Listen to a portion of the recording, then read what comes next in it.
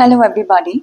So today we are going to be doing in SBR the consolidation aspect. In the first episode, I'm going to be just revising the basics that is going to be related to what you guys would have studied at the time of F7. So we will just revise through what are the accounting standards related to consolidation, what are the things related to goodwill, NCI, all of these aspects. And then in the forthcoming episodes, we are going to be going a little bit more in detail with respect to consolidation that is expected at the SBR level.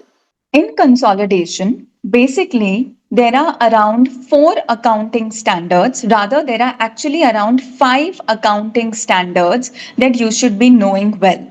Please remember that at the SBR level, the statement or stating the accounting standards is very, very important.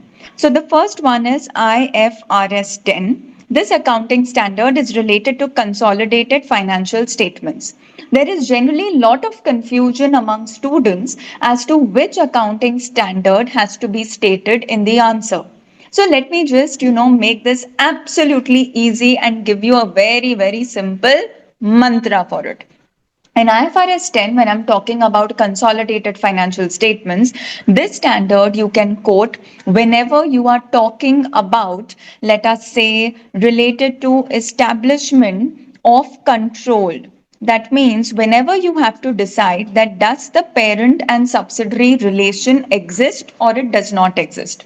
So whenever you are trying to assess that does a parent subsidiary relation exist, is there control, does one entity have control over the other, all of that assessment can be done using your IFRS 10. Next one is going to be IFRS 3. This is related to your business combination. So under business combination, here this particular standard is going to be talking about all the calculations. That means once, let us say, the parent subsidiary relation has been established, then after that, what is going to be the calculations? For example, you will have to calculate goodwill, you will have to calculate your retained earnings, the group retained earnings, you will have to calculate your NCI, and so many other aspects. So, whatever calculations you need to do basically to make your consolidated financial statement, that is talking about under your IFRS 3. After that, we go ahead with IFRS 11. This particular standard was not there during your F7. The standard's name is joint arrangements. So that means in case a particular relation is not of parent subsidiary, that means there is no parent subsidiary relation. There is no parent and associate relationship also. But maybe two companies are just coming together to do a particular project. That means it is a kind of a joint arrangement. In such a situation, what is going to be the accounting standard? How will the profit and the loss be split? How will the balance sheet be created? All of these aspects are going to be covered under your IFRS 11. Next accounting standard is IS 28. This is basically about investments in associates and joint ventures. So, if a relationship exists of a parent and an associate or of a joint venture, then we are going to be following your IS 28. After that, we are going to be going ahead with IFRS 12. IFRS 12 is just talking about the disclosures of interest in other entities. That means if a parent establishes control or has got interest in a subsidiary, then what are the disclosures that are required? In case it is an associate or a JV relation, then what are the disclosures required? Or it may be that you have just bought some equity instruments and it may be that it is just like a financial instrument. Then what are the disclosures? So IFRS 12 is talking more with respect to the disclosures that are required if one entity has got interest in another entity. So up till now, we just were looking at the accounting standards. Now we are going to be going ahead and starting to apply that what was goodwill, when do we calculate goodwill, what were the adjustments, what about group retained earnings, etc. In your consolidated financial statements, that is, whenever there is a parent and a subsidiary relationship that has been established, there are going to be various calculations that you will have to be doing, various working notes. The first working note that all of you are going to be starting with is going to be with respect to the calculation of your net assets at the acquisition date of the subsidiary. That means on the date of acquisition, what are the net assets that basically you had to calculate? What is the fair value of the net assets of the subsidiary? Now, here the first rule is going to be that whenever a parent establishes control over subsidiary, that means on the date of acquisition, we are always going to be taking over the assets and liabilities of the subsidiary. It is always going to be taken over on the fair value. That means we always take over the assets and liabilities at fair value. So we need to calculate this particular aspect. So we generally make a working note. We are going to be calculating that at the acquisition date, what was the share capital, what was the share premium, what was the retained earnings, was there any particular unrealized profit, etc. All of these things are going to be calculated, and we will come to know that at acquisition date, what is going to be the fair value of the net assets. Okay. Now, the second working note that we are going to be making is going to be with respect to goodwill. The rule or the mantra that you have to remember for goodwill is that goodwill is always going to be calculated only on the date of acquisition. That means, say for example, if the parent acquired the subsidiary 10 years ago, so goodwill was calculated 10 years ago. You may still be consolidating the financial statements even today, but goodwill is only calculated on the date of acquisition. After that, the value of goodwill will only and only be affected because of impairment, no other thing. So how does my goodwill look like? First is we take the fair value of your consideration that was basically paid. That means this is the value that was paid by the parent to purchase the subsidiary.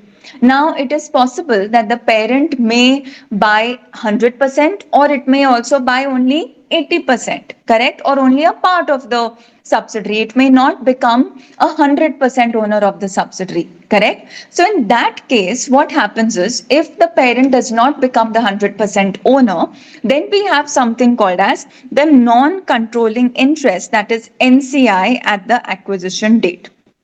So please understand the logic. Let us take, for example, that the parent has purchased the subsidiary only 80%. That means if parent has purchased the subsidiary, only 80% of the subsidiary it has purchased, the consideration that the parent will pay will also be only for 80%. Correct? So this value represents that if I have to buy the subsidiary, if I have to buy 80% of the subsidiary, what is going to be the value? Then NCI is the remaining part. That means they do not have the controlling interest. They have the remaining part in the subsidiary, that is 20%. So what is the value of the remaining 20% of the subsidiary? When you see it together, this gives me the total value of the subsidiary, that is the total value of 100% of the subsidiary.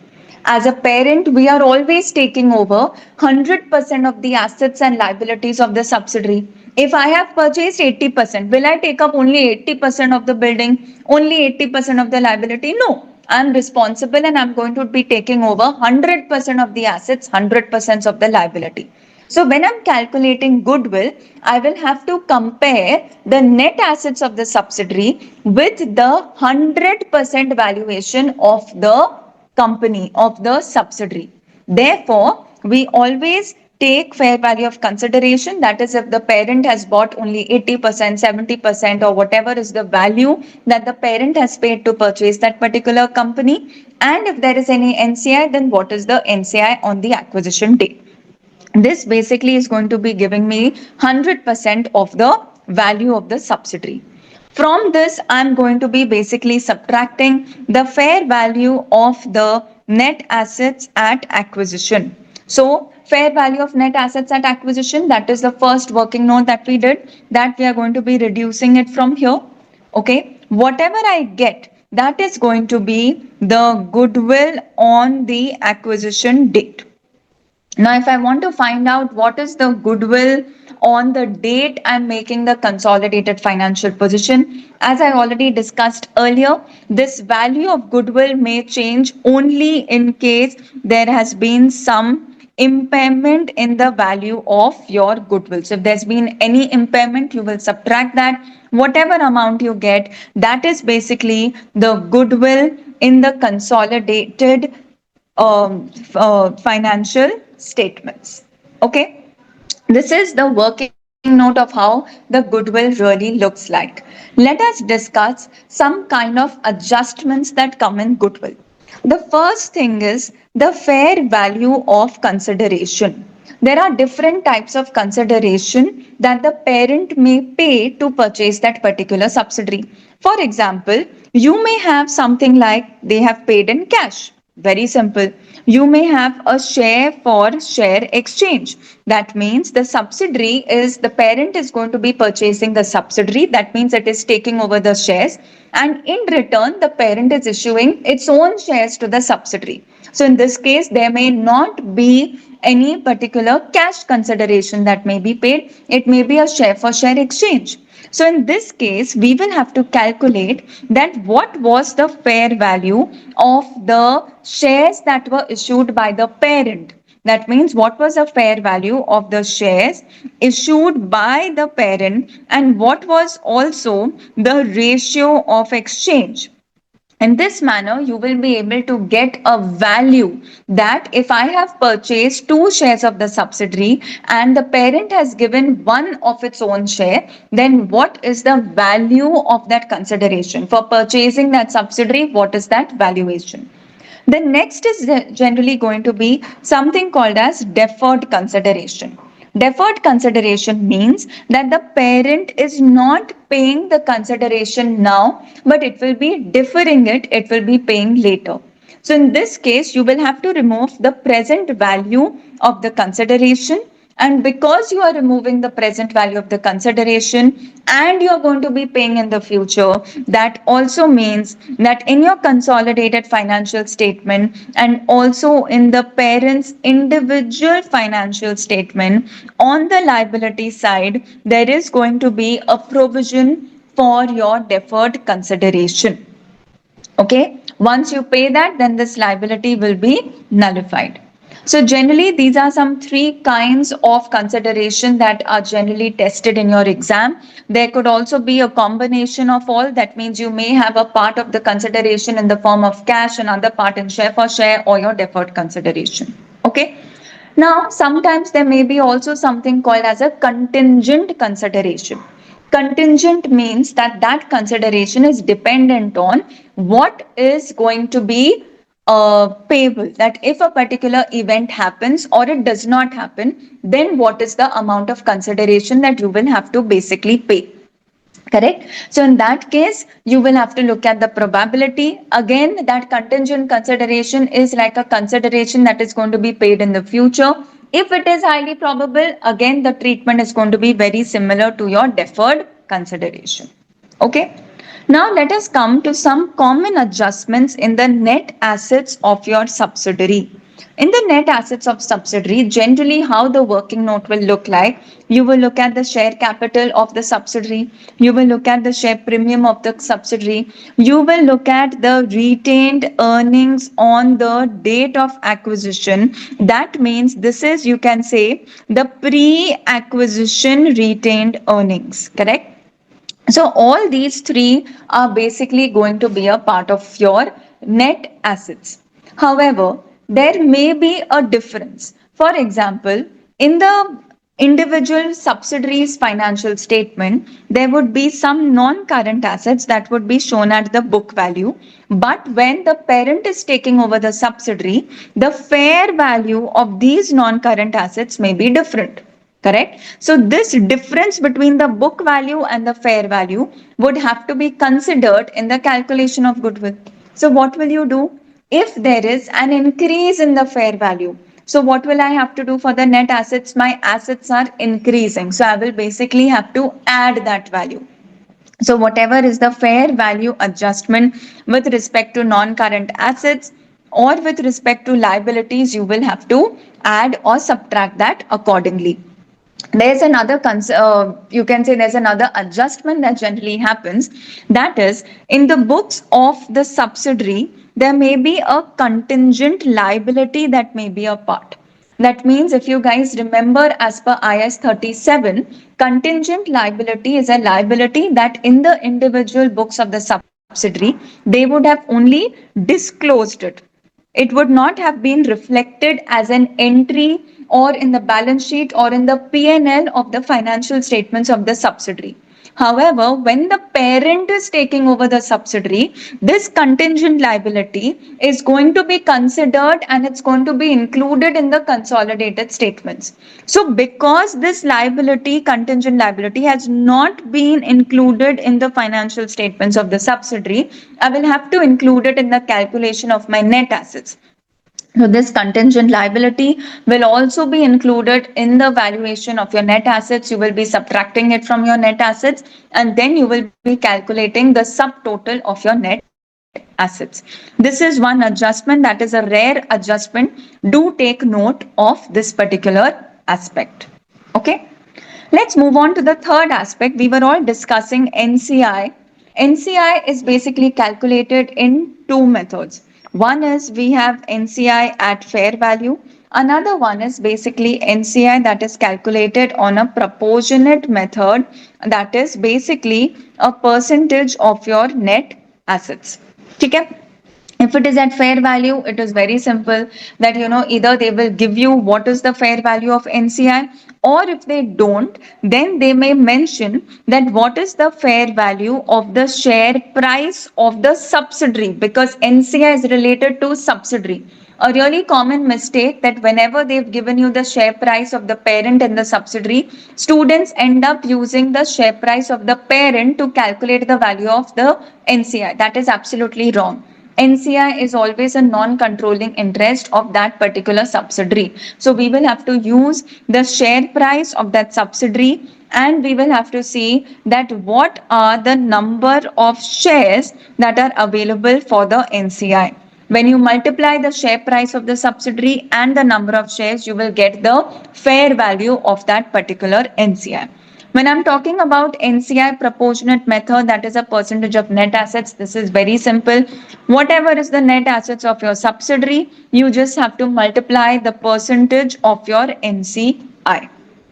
Okay, so for your goodwill calculation, these are the two methods for calculation of your NCI at acquisition. Okay, now let us move on to the next important working note, that is your group retained earnings. If you see, there are going to be a lot of textbooks, notes and all, who generally try to explain to you about the method of calculation of group retained earnings. The format may be different. Here in this video, I am going to be telling you the easiest method. So be it there is one subsidiary, there are multiple subsidiaries, there is an associate or anything, you just follow the simple method and your group retained earnings is always going to be correct. Alright, let us start. About the method of calculation of group retained earnings, the format may be different. Here in this video, I am going to be telling you the easiest method. So be it there is one subsidiary, there are multiple subsidiaries, there is an associate or anything, you just follow the simple method and your group retained earnings is always going to be correct. Alright, let us start. Group retained earnings. What we are generally going to be doing is we are going to be making and calculating the retained earnings of the parent of the subsidiary separately. Okay, so that means if there was an associate or if there were two subsidiaries, you would have probably subsidiary 1, subsidiary 2. If there was an associate, you would have an associate here as well. In this example, I'm just taking parent and one subsidiary. You will always start with the retained earnings mentioned as per the question. Now, where do you pick up this value from? You will pick up this value basically from the balance sheet. So you find out for the parent what is the retained earnings, for the subsidiary what is the retained earnings. In case of the subsidiary, if they've given you post acquisition retained earnings, you can directly take that. If they have given only total retained earnings, you will take that value, and then you will have to subtract the pre-acquisition retained earnings. Pre-acquisition retained earnings will only be subtracted for the subsidiary, obviously. Now, a very small little conceptual thing or a conceptual thought. Why do we subtract the pre-acquisition retained earnings? Parent has a right on the profits, losses, assets, and liabilities of the subsidiary only from the date of acquisition. So, before the parent acquired the subsidiary, any profits or losses that the subsidiary made, the parent does not have a right on it. So, for that purpose, we are definitely not going to be including that, and we subtract the pre acquisition retained earnings. Okay. After this, there could be various kind of adjustments to the parents retained earnings or to the subsidiaries retained earnings. For example, there may be adjustment related to, like there was a difference in the fair value of the net assets of the subsidiary and the fair value of the book value of the assets. So let us say that the fair value adjustment of the net assets of the subsidiary, let us say that the asset value has actually increased. That means the book value was less than the fair value. So the fair value has increased the value of your particular assets in the books of subsidiary. If the value of the assets has increased, that means there is going to be some extra depreciation that will be charged.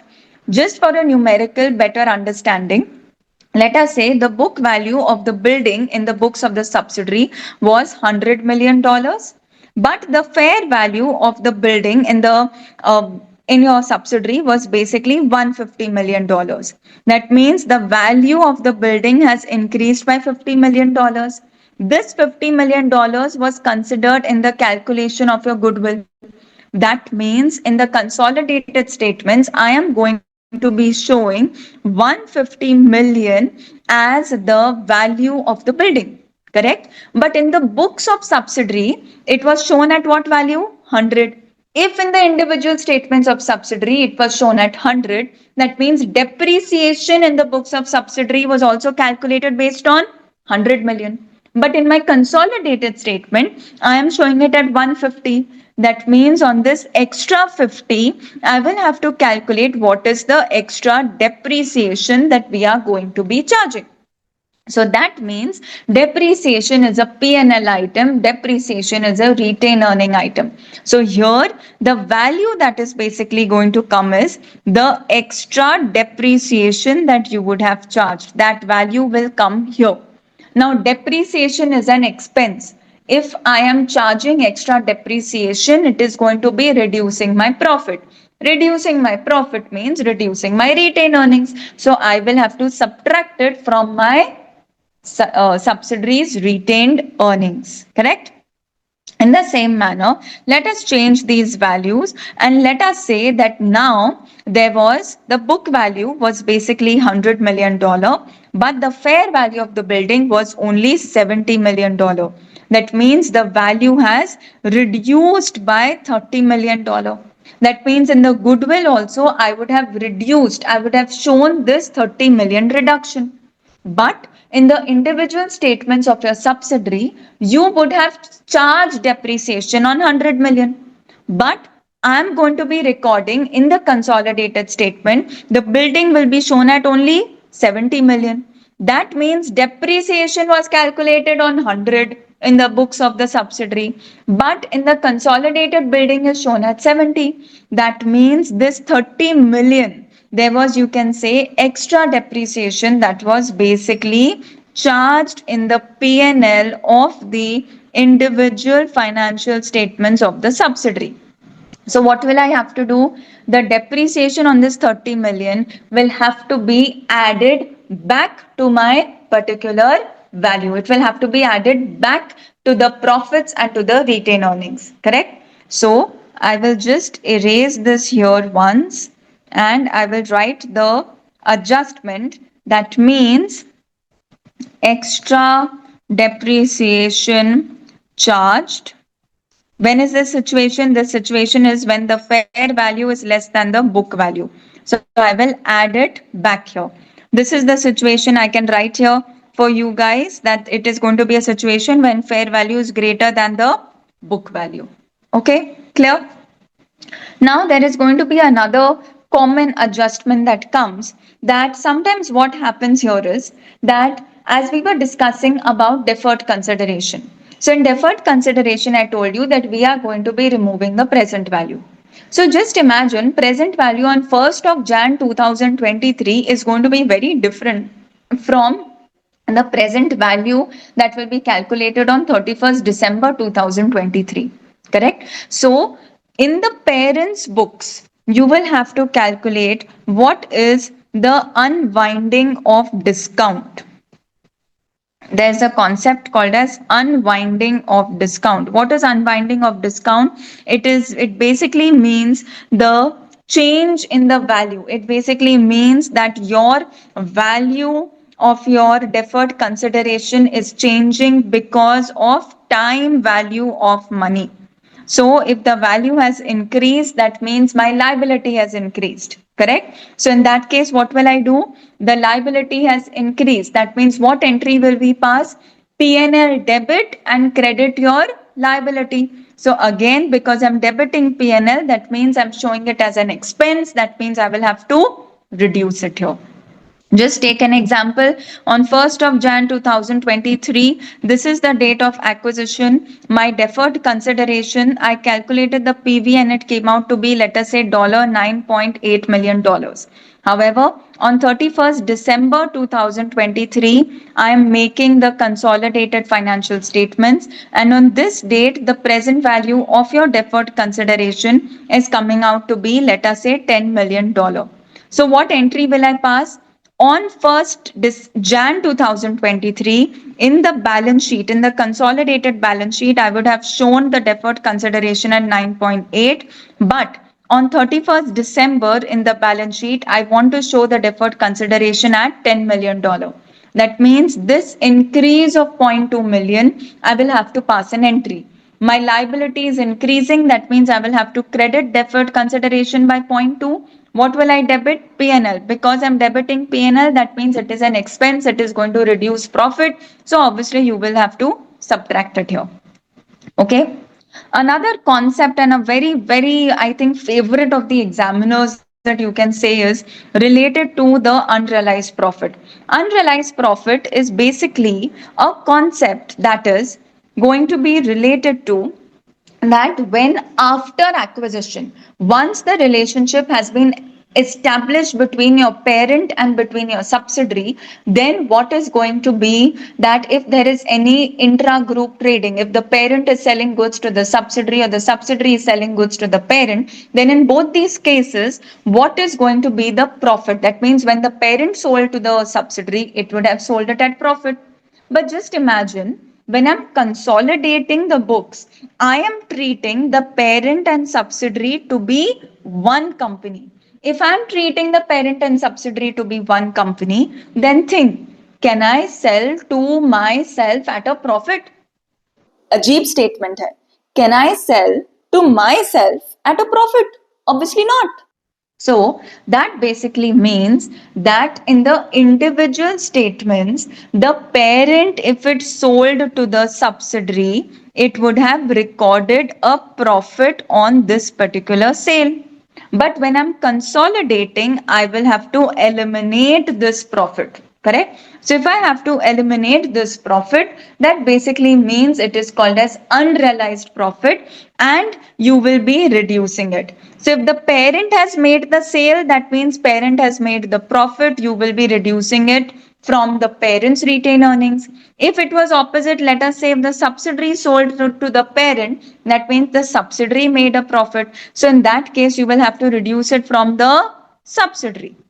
Okay, clear? So these are some common adjustments that are generally there. You will also have adjustments related to intangible assets, for example.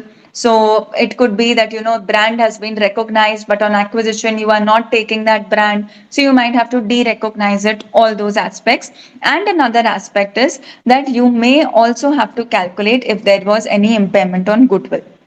In this case, I will now calculate what is the net retained earnings. Whatever net retained earnings you got of the subsidiary, you will write what is the subsidiary's share of the retained earnings. That means whatever was the subsidiary's retained earnings multiplied by the parent's share, you will add it here to the parent's retained earnings, and what you get is going to be the group retained earnings for that particular consolidation. Okay. Now, just one last part that I wanted to discuss was with respect to your unrealized profit. There are some journal entries, there is some logic.